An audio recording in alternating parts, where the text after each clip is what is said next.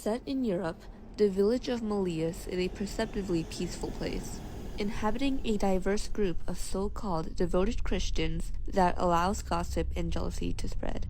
Recently, a famine has spread, infecting all those around. The Cullen house, the centerpiece of the following story, has recently faced a hitch. The Cullen house is a place of gossip, but few are aware of what actually transpires inside its walls. The couple, with no children, paints a grave picture. Kendall sits next to her sick husband, who has been terribly subjected to the famine.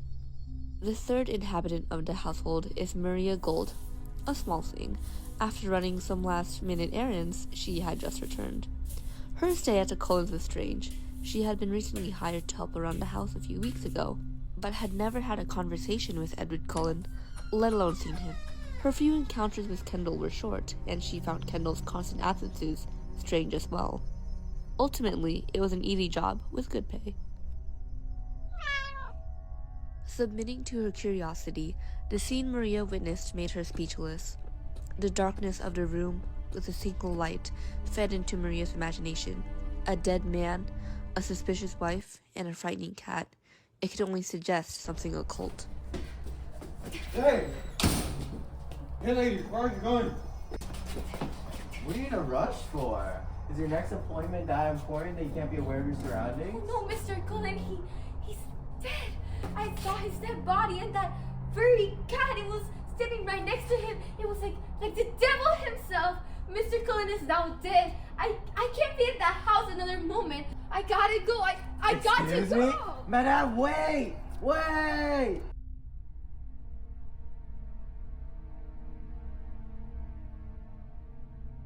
Greetings, Pastor Davers. Samuel, it's not a day to come forth. What is it that you need from us? Sorry for my sudden intrusion. It's strange. Recently, more odd events have been occurring throughout this town. Just now even, I witnessed one of these events transpire a few feet away from your own doorstep. Oh, do tell. I've been getting bored around here. When I bumped into Maria Gold earlier in the streets, she scurried off spouting nonsense about Mr. Cullen and Lady Cullen's cat. The Cullens? Well, isn't too surprising to hear that. Those two fellows don't have a particular reputation around here. They don't even spend that much time in the street here either. Samuel Graham, the village's renowned snitch, is the right-hand man of Pastor Davers. Both men are arrogant, coveting pleasures, and have found comfort in their similarities. Their shared target is the Cullens. Easy pickings, as the Cullens are neither overly religious nor social. That reminds me, I believe the wording that Maria Gold said was that Mr. Cullen were perhaps unconscious, or even dead. But dead? Are you quite certain? Oh my, Samuel. It's a sinful thing to speak of the dead with such ill regard. Good evening. Good evening, Miss. Cecilia Amondism, a deceitful, unmarried woman who obscures her faults with the light of God's teachings. Her daddy's money has paved her connections to the church, as her family is its biggest donor. Please excuse my manners, but I heard you talking about something. About Marie and the Cullens? The pastor and I were discussing the Cullens. Mr. Cullen is dead. Surely that wife has something to do with this. Oh, that woman and her wretched cat? Indeed. You seem to hold much contempt for Lady Cullen. Not at all. Rather, it's her who holds much contempt for me. See, she's always been jealous of my riches. She even sent her cat out on me once, though she'll probably claim it was all a lie. In fact, she treats that cat as if it were her own child, probably to compensate for her lack of one. Damn. You also happen to find her suspicious as well? I mean, we all know that the Cullen are a strange sort. And over the last couple of weeks, they have been suspiciously silent. I'm starting to wonder if there's more to Miss Maria's story than she's letting on. I believe so. In this holy neighborhood, any act of supernatural activity shall be condemned. Get away from me! Shut up! I'm not away! Go away, crazy man! Leave me alone! I'm not a witch! Shut up! You're crazy! You're insane! Leave me alone!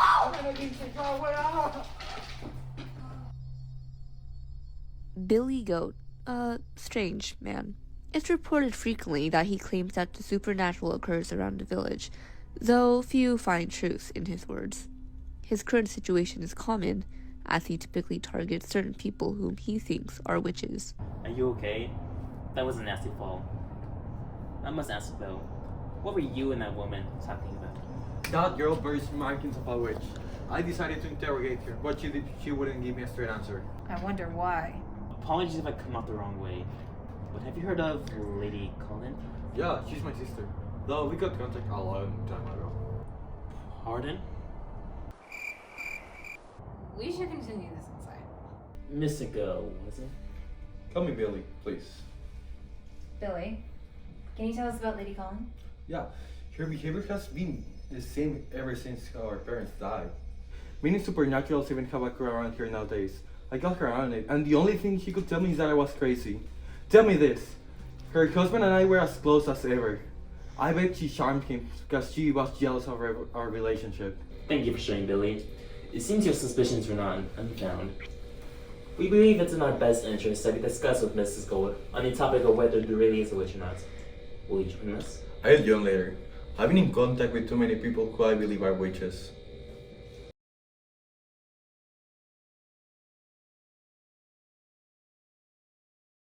Atlas, Mr. Cullen, he's dead, and Miss Cullen, she's nowhere to be seen. Breathe, Maria. What do you mean that Mr. Cullen is dead? Atlas von Winkleberry was a reasonable man who knew his way around. His business as a merchant is well known in the village. His job's nature tends to interact with many people on multiple occasions. You speak as if someone murdered him.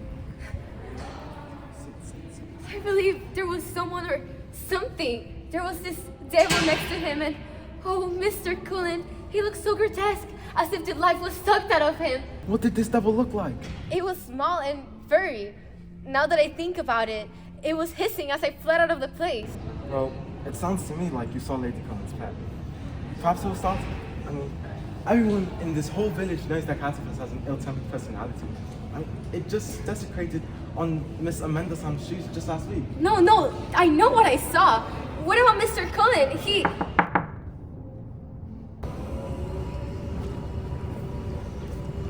That's the Davis.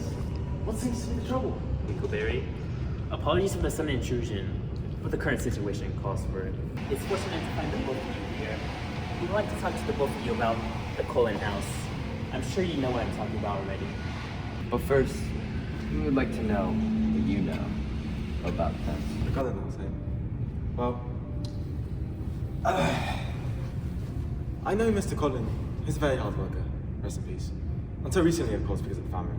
But his wife, on the other hand, I'm not too sure about. Pardon, but why are we asking Atlas? Clearly we should be asking if the girl was employed under them in the first place. Well, Unless you don't wish to. Be honest with us. Lady Cullen will have no idea what's going on here. Start from when you were hired. Anything strange? I mean, there was something strange.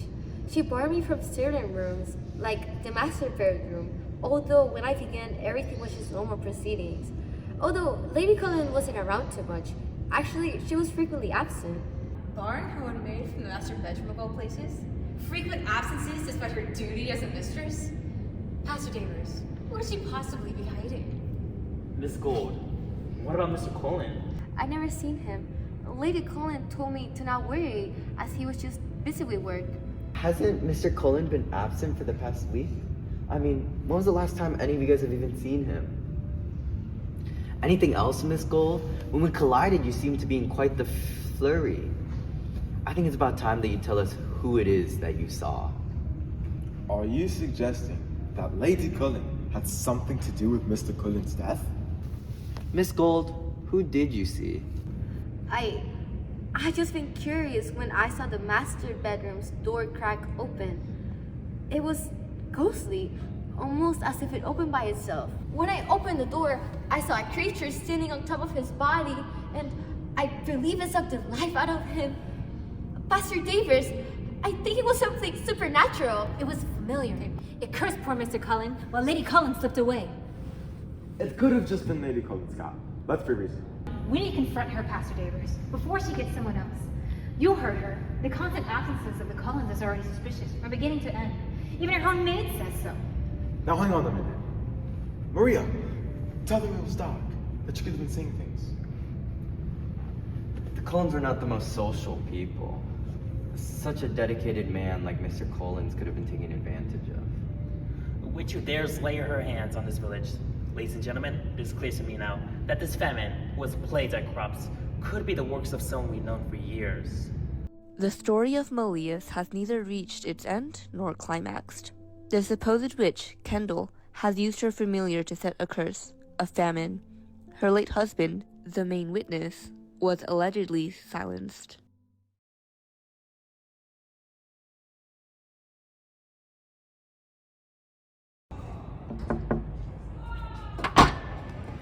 Lady Colin, can I do anything for you this evening? You can call me Kendall.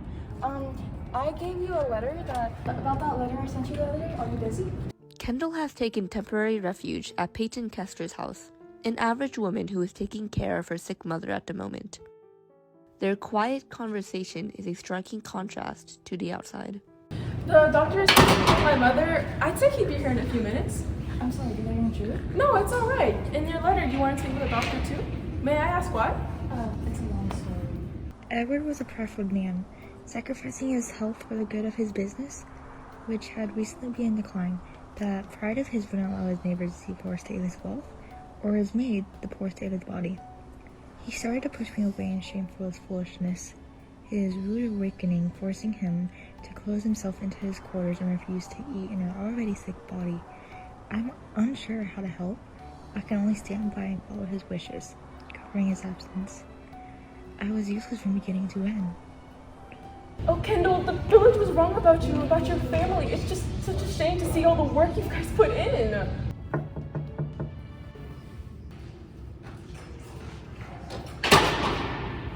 Dr. Osborne, is something the matter? There seems to be a group outside. They seem to be arguing. What is so serious? They have to be arguing outside of someone's house. I couldn't decipher the topic. I did hear your name being brought up multiple times, Lady Colin. Me? Fine. I'll see what the fuss is about. I'll wait here. I need to go watch over my sick mother.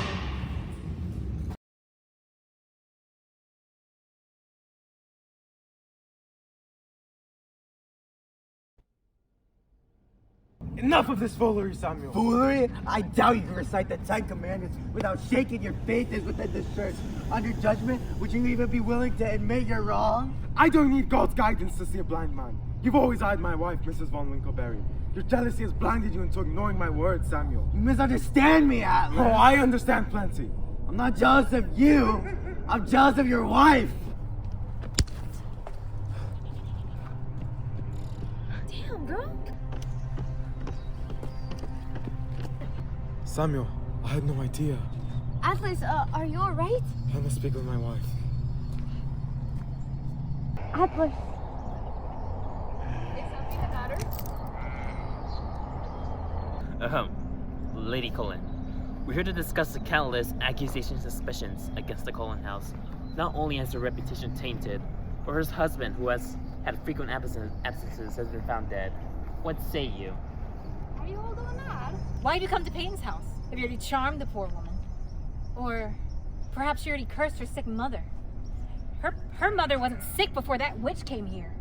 Huh, what nonsense. I've known for a long time now that your gossip is centered around me. I just never thought that you'd make an excuse for it. How far would you go? You took Edward away from me! Billy, what nonsense are you on right now? Your own maid and brother have testified against you. Will you still deny it? I have nothing to say to a bunch of cretins who won't believe me, no matter the truth. Then you leave the church with no choice. Take her away. Now that the full truth of the Cullens has been revealed, Kendall's fate is set. Though, what of the other villagers' story? It's clear now that the fault lies not only with Kendall, but with the entire village.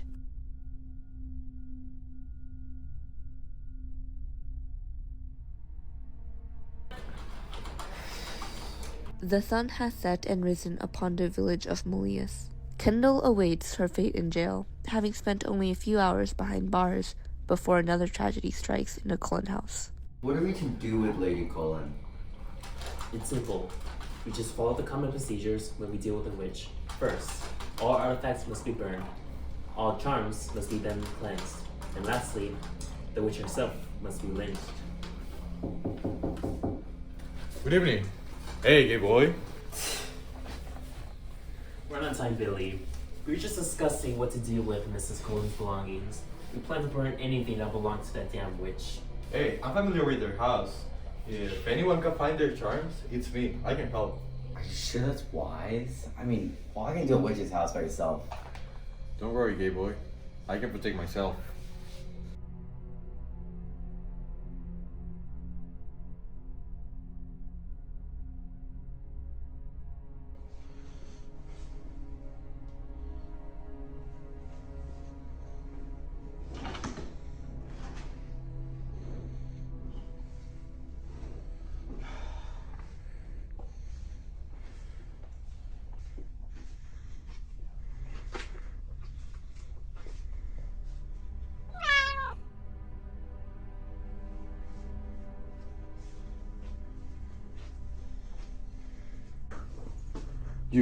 You're familiar. It's you who's been helping my sister to gain her magic, isn't it? It was you. You killed her.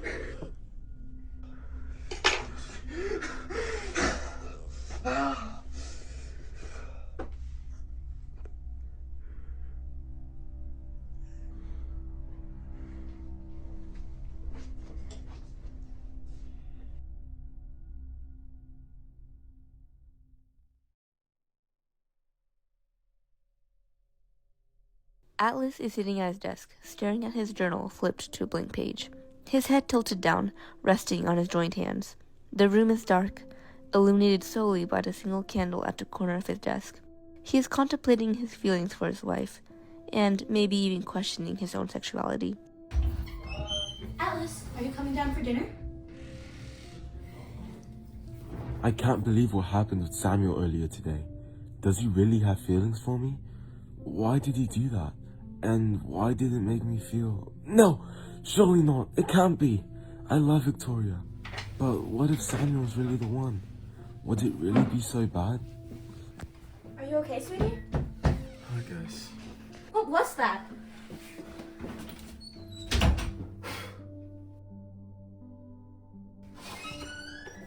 Atlas von Winkleberry. Samuel. Atlas, I've been meaning to confess something to you. Something of a lifetime I've always wanted. Atlas, everything that I said before is a lie. I really, really love you. Please, let's move away together. Let's start a whole new life. Just me and you. Away from all of this. You wretched bitch! Really? May God have no mercy on your burning soul! Come to your senses, Billy! Stop! You could have had a real good life together. Atlas. Samuel. Hey, Winkleberry, you have to choose between the life of this witch or Samuel. Choose, Winkleberry! Choose! Atlas must choose whether to save his wife or head forward in life with a tough act to follow. Yay. You're kidding. Oh. 3, 2, 1. Take it, Georgie. So excited.